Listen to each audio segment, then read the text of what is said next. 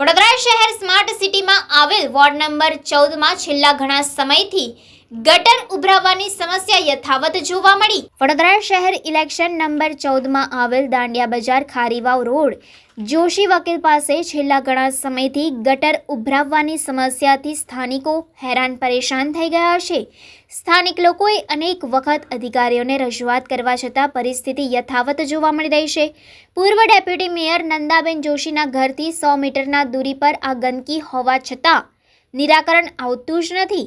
વડોદરા મહાનગરપાલિકાના મેયર પણ સ્માર્ટ સિટીની વાતો કરે છે। વડોદરાની પ્રજા ટેક્સ ભર્યા છતાં લોકોને પ્રાથમિક સુવિધાઓ મળતી નથી। ત્યારે વડોદરા શહેર દાંડિયા બજાર વિસ્તારમાં આવેલ જોશી વકીલ પાસે ગટરની લાઇન લીકેજ છેલ્લા ઘણા સમયથી જોવા મળી રહી છે, જેને લઈને સ્થાનિક લોકો બીમારીમાં પણ લપેટાયા છે। જો કે પૂર્વ ડેપ્યુટી મેયર નંદાબેન જોશી આ સમસ્યા કેટલા કલાકોમાં નિરાકરણ લાવશે તે તો હવે આવનાર સમય જ બતાવશે।